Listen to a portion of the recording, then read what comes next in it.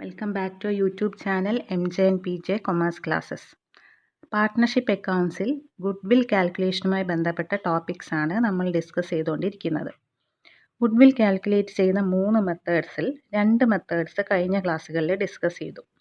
ഇന്ന് നമ്മൾ മൂന്നാമത്തെ മെത്തേഡായ ക്യാപിറ്റലൈസേഷൻ മെത്തേഡാണ് ഡിസ്കസ് ചെയ്യാൻ പോകുന്നത്. ക്യാപിറ്റലൈസേഷൻ മെത്തേഡ് അനുസരിച്ച് ഗുഡ്വിൽ 2 തരത്തിൽ കാൽക്കുലേറ്റ് ചെയ്യാം. Capitalization of average profit method and capitalization of super profit method. First one, capitalization of average profit method. Goodwill is the difference between total capitalized value of the firm and capital employed. Capital employed നെയാണ് net asset എന്ന് പറയുന്നത്. Net asset എങ്ങനെയാണ് കണ്ടുപിടിക്കുക?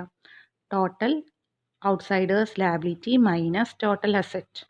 അതാണ് net asset കൊണ്ട് അർത്ഥമാക്കുന്നത്, അല്ലെങ്കിൽ capital employed കൊണ്ട് അർത്ഥമാക്കുന്നത്. ഈ മെത്തേഡ് അനുസരിച്ച് ഗുഡ്വില്ലിൻ്റെ formula capitalised value of the firm minus capital employed ആണ്. അതായത് goodwill is the difference between total capitalised value of the firm and capital employed.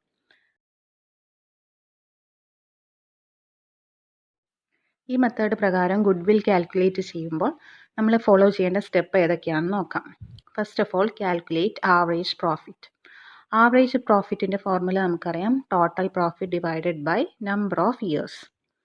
After that, calculate the total capitalised value of the firm.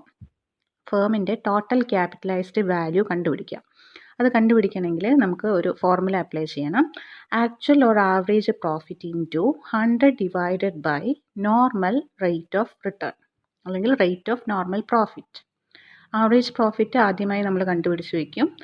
അതിന് ആ amount into 100 divided by rate of normal profit കണ്ടുപിടിച്ചാൽ നമുക്ക് capitalised value of the firm കിട്ടും.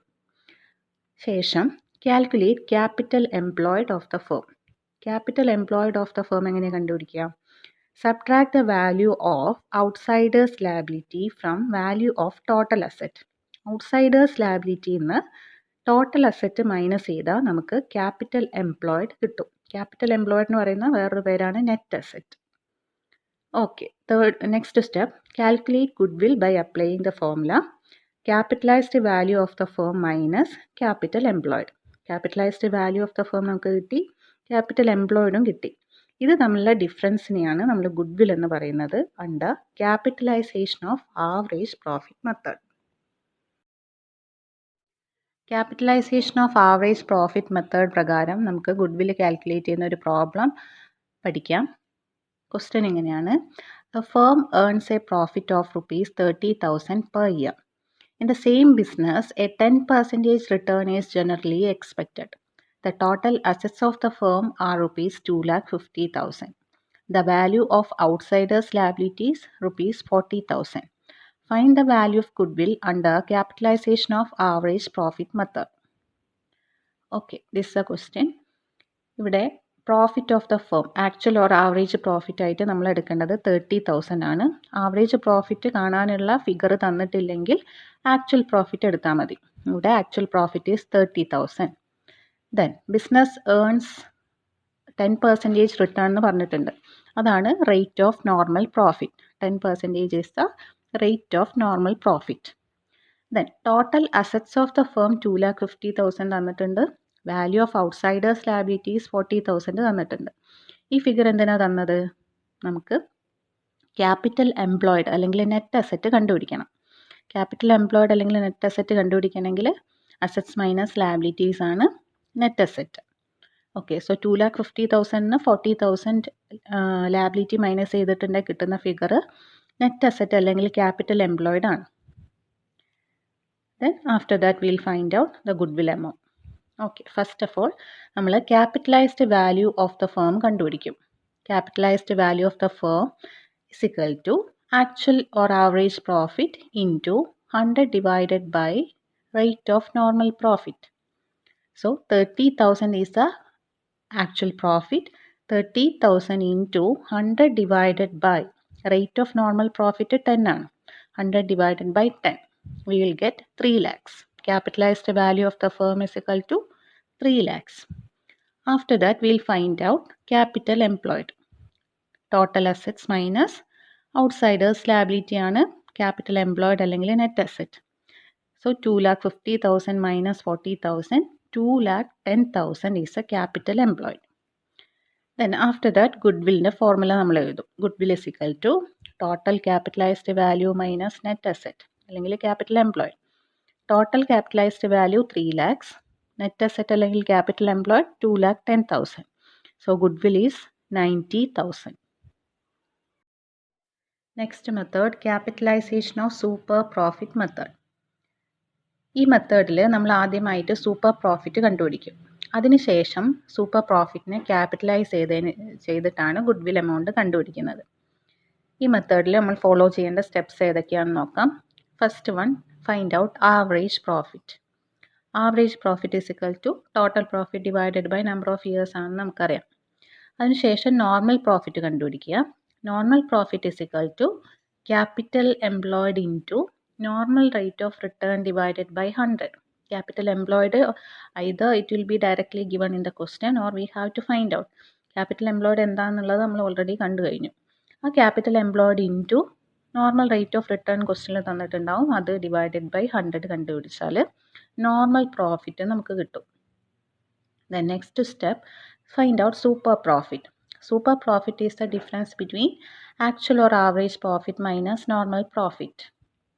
Then goodwill കണ്ടുപിടിക്കുക. അതിന് ശേഷം goodwill is equal to super profit into 100 divided by normal rate of return.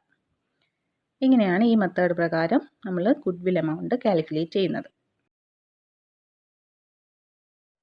Capitalisation of super പ്രോഫിറ്റിലെ ഒരു question നോക്കാം.